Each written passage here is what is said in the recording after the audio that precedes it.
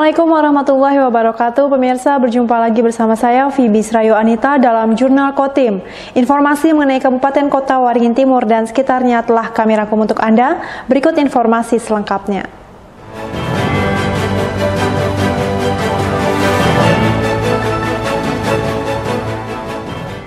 Menanamkan rasa cinta masyarakat terhadap museum sebagai tempat menyimpan sejarah dan budaya, Dinas Kebudayaan dan Pariwisata Kota Waringin Timur menggelar Museum Pendidikan Budaya. Kegiatan yang digelar di Museum Kayu Sampit disambut antusias warga. Ratusan warga dari berbagai kalangan penuhi kawasan Museum Kayu Sampit. Warga datang untuk menyaksikan pembukaan Museum Pendidikan Budaya. Museum Pendidikan Budaya dilaksanakan untuk mempromosikan Museum Kayu Sampit, serta memberikan edukasi kepada masyarakat tentang keberadaan museum sebagai tempat pelestarian warisan budaya. Museum Pendidikan Budaya disambut antusias warga. Lewat kegiatan ini, warga dapat melihat sejarah Kota Waringin Timur melalui berbagai koleksi yang dimiliki Museum Kayu Sampit. Ini adalah saksi sejarah ya, betapa industri kayu di Kotim itu pernah mencapai kejayaannya, dan itu merupakan aset yang sangat luar biasa gitu. Jadi memang di sini juga ada ilmu pengetahuan untuk anak kita. Bahkan di sini ada teknologi yang dulu sudah digunakan di Kotim. Contohnya itu adalah lokomotif gitu. Ketika diadakan event ini, maka masyarakat kan berdoyong-doyong datang situ, sangat bagus.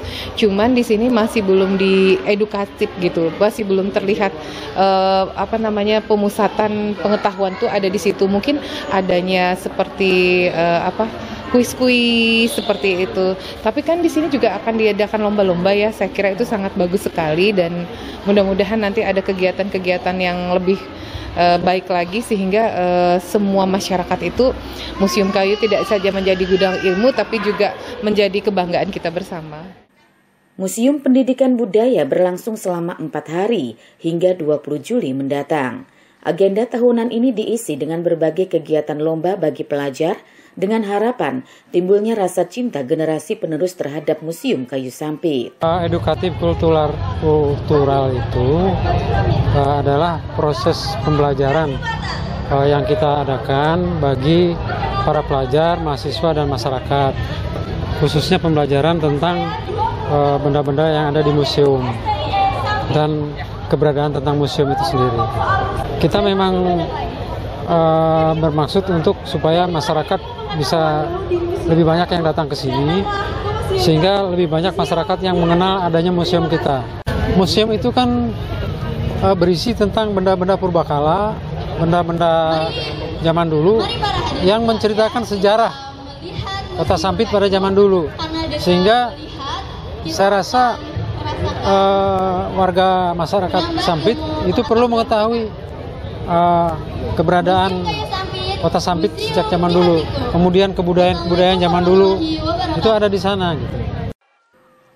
Museum Pendidikan Budaya turut diramaikan dengan bazar kuliner di halaman Museum Kayu Sampit, serta dimeriahkan dengan berbagai hiburan musik.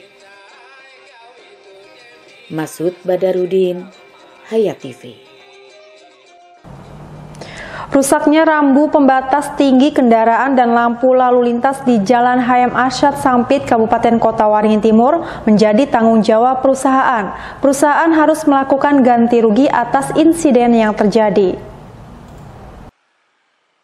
Pasca rusaknya rambu pembatas tinggi kendaraan, lampu lalu lintas di persimpangan Jalan HM Arsyad dan Pelita Sampit belum berfungsi. Kondisi itu membuat ramainya arus lalu lintas menjadi semrawut. Rusaknya fasilitas itu disebabkan karena ditabrak truk fuso pengangkut alat berat milik PT Amin Permai. Truk yang dikawal mobil polisi melintas tanpa memperhatikan ketinggian muatan. Peristiwa itu juga menyebabkan kerusakan pada lampu lalu lintas, penerangan jalan umum, serta kamera pengawas atau CCTV. Insiden pada Jumat malam itu menimbulkan kerugian mencapai 350 juta rupiah. Kerusakan tersebut menjadi tanggung jawab perusahaan untuk melakukan ganti rugi, mulai dari pembuatan hingga pemasangan seluruh fasilitas yang rusak. Kemarin sudah kita panggil, yang bersangkutan sudah menyampaikan bahwa kesanggupannya untuk mengganti rugi seluruh biaya pembuatan, pemasangan, dan PJU serta CCTP-nya. Nanti akan kita perhitungkan ya untuk spesifikasi bando traffic itu. Ini masih kita koordinasikan dengan vendor. Mereka itu diberi tenggat waktu, Pak, sampai kapan harus sudah bisa secepatnya. Mereka kooperatif saja. Kapanpun penyelesaian itu mereka akan ikuti. Berarti yang bertanggung jawab perusahaan, Pak? Ya, perusahaan. Peristiwa itu merupakan yang keempat kalinya terjadi dan yang terakhir merupakan kejadian dengan kerusakan terparah. Saat ini Dinas Perhubungan masih melakukan penghitungan dan perancangan karena rambu tersebut dibuat secara khusus menyesuaikan kondisi jalan. Mashud Badarudin, Hayat TV. Pemerintah Kabupaten Kota Waringin Timur terus berupaya agar konversi minyak tanah menjadi LPG 3 kg bisa merata. Saat ini terdapat 6 dari 17 kecamatan belum menerima program konversi tersebut. Program reguler konversi minyak tanah ke LPG 3 kg telah dihentikan Kementerian ESDM dan BPH Migas. Sementara di Kota Waringin Timur masih ada 6 kecamatan belum menerima program tersebut.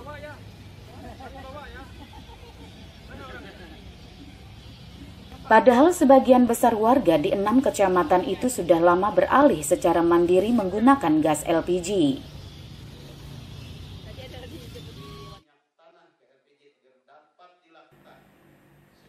Pemerintah Kota Waringin Timur berupaya agar mendapat tambahan pasokan gas LPG 3 kg.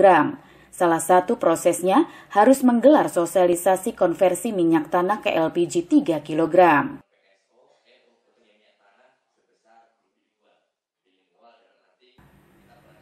Hasil sosialisasi akan disampaikan ke Kementerian ESDM dan BPH Migas dengan harapan penambahan pasokan LPG 3 kg segera terrealisasi. Ada persyaratan yang harus ditempuh oleh pemerintah daerah sebelum melaksanakan konversi BBM ke LPG. Ya, BBM bahan bakar minyak tanah ke LPG 3 kg. Ya, salah satu syaratnya harus ada kegiatan sosialisasi. Hasil ini akan kita sampaikan kepada Dirjen Migas ya untuk diproses lebih lanjut. Nanti sambil menunggu keputusan dari Dirjen Migas turun ke BPH Migas. BPH Migas nanti akan mengatur kuota, memerintahkan Pertamina untuk melaksanakan konversi itu sesuai dengan kuota yang dibutuhkan ke Kabupaten Kotim, khususnya terhadap 6 kecamatan dan 80 desa ini. Belum terkonversinya minyak tanah ke LPG 3 kg secara merata kerap menimbulkan kelangkaan. Jumlahnya yang tidak mampu memenuhi kebutuhan membuat harga LPG 3 kg naik berkali-kali lipat dari harga eceran tertinggi yang hanya Rp22.000 per tabung. Terkait dengan LPG gas 3 kilo memang sulit beberapa tahun sampai saat ini karena belum ada pangkalan-pangkalan yang berdiri di wilayah Kecamatan Kota Besi. Untuk masalah LPG, masalah harga itu sangat tinggi, sekitar dari harga 45 sampai 60.000 per tabung. Untuk desa saya, Desa Soren, sampai sekarang ini sudah tidak ada lagi yang menggunakan minyak tanah. Jadi semua mereka menggunakan gas LPG. Warga kita mendapatkan gas LPG 3 kilo itu mereka membeli di Kecamatan Kota Besi dari warung-warung kecil. Kalau saya lihat itu warung-warung kecil yang ada di Kota Besi juga ngambilnya atau membelinya di wilayah Sampit juga. Saat ini Kota Waringin Timur mendapat kuota 9.000 metrik ton gas LPG 3 kg per tahun, sementara kebutuhan mencapai 18.000 metrik ton. Diperlukan tambahan kuota 9.000 metrik ton agar penyebaran LPG 3 kg merata. Mashud Badarudin, Hayat TV.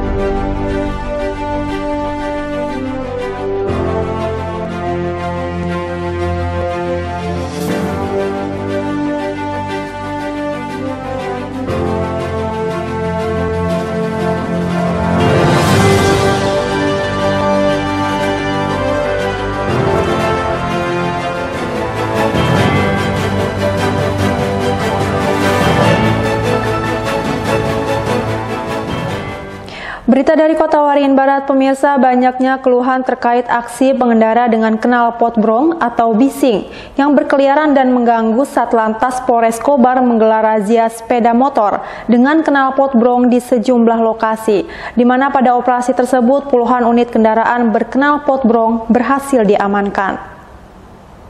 Banyaknya keluhan dari masyarakat terkait maraknya kendaraan yang menggunakan knalpot bising yang mengganggu kenyamanan warga ditanggapi oleh Satlantas Polres Kobar dengan menggelar razia knalpot brong atau knalpot bising.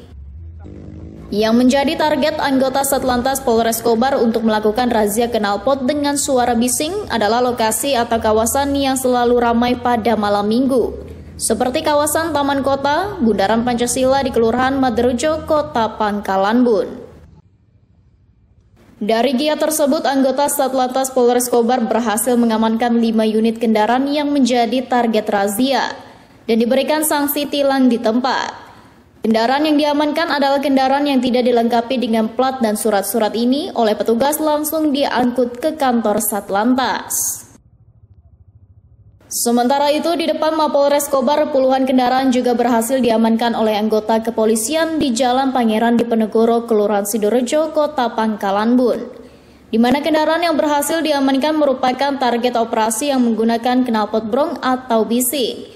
Kebanyakan dari mereka adalah remaja dan juga para pelajar. Selain knalpot bising juga tidak memasang plat nomor kendaraan, tidak menggunakan kaca spion, ban kendaraan kecil bukan standar aslinya karena membahayakan, juga tidak memiliki SIM dan tidak membawa surat-surat kendaraan. Kita melakukan penertiban kepada pengendara-pengendara kendaraan terutama roda 2 yang masih melakukan pelanggaran, yaitu pelanggaran kasat mata, tidak menggunakan helm, tidak menggunakan plat nomor, tidak menggunakan spion, menggunakan knalpot bising. Itu kita tertibkan untuk malam ini. Ini sebagai langkah awal karena kita akan melaksanakan operasi Patuh Telabang tahun 2024. Kita awali dengan kegiatan penertiban sampai nantinya kita memulai kegiatan operasi Patuh tanggal 15 dan berakhir tanggal 28 Juli. Tim Liputan SBTV. Berada di tengah kota Kumai, namun tidak lantas membuat peminat dari sekolah madrasah di Kecamatan Kumai tinggi. Bahkan pada penerimaan peserta didik baru tahun ini, hanya ada 4 siswa yang mendaftar. Beginilah suasana di pagi hari Selasa 16 Juli 2024 di Madrasah Ibtidaiyah Babu Salam Kumai Hulu, Kecamatan Kumai, Kabupaten Kota Waringin Barat, Kalimantan Tengah. Sekolah madrasah satu-satunya yang terletak di tengah-tengah pasar atau kota Kecamatan Kumai. Sebanyak 96 siswa-siswi dari kelas 1 sampai kelas 6. Sesaat sebelum pelajaran dimulai, mereka sholat duha dan berdoa agar dimudahkan dalam menerima pelajaran.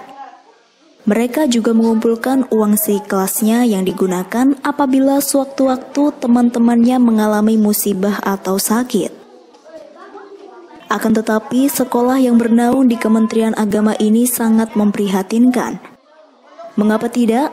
Pendaftaran peserta didik baru tahun ke tahun semakin merosot. Tahun pelajaran 2023-2024 ini saja, yang mendaftar di sekolah itu hanya 4 siswa. Hari kedua masuk sekolah nampak terlihat yang masuk sekolah hanya 3 siswa. Tahun sebelumnya sekolah swasta itu yang mendaftar 14 siswa. Menurut Wali Kelas 1 Miss Babu Salam Kumai Hulu, Dharma Yanti menjelaskan, ada kemungkinan orang tua tidak mendaftarkan anaknya ke sekolah tersebut karena berada di lingkungan pasar, sedangkan madrasah ini tidak menentukan zonasi. Dharma Yanti yang sudah 36 tahun mengajar di madrasah itu, berharap kepada pihak terkait agar bersama-sama memikirkan tentang kemajuan sekolah Miss Babu Salam Kumai Hulu. Sebenarnya kami sangat sedih. Biasanya tidak seperti ini, Pak. Kok tahun ini istilahnya sampai 4 siswa saja. ya kemungkinan mereka melihat lingkungan kami istilahnya lingkungan pasar atau dan sebagainya. Kita tidak tahu juga, namanya orang tua kan bisa pilih-pilih, sedangkan madrasah ini kan tidak menentukan zona, Pak. Sedangkan sekarang ada sekolah yang membludak sekali siswanya.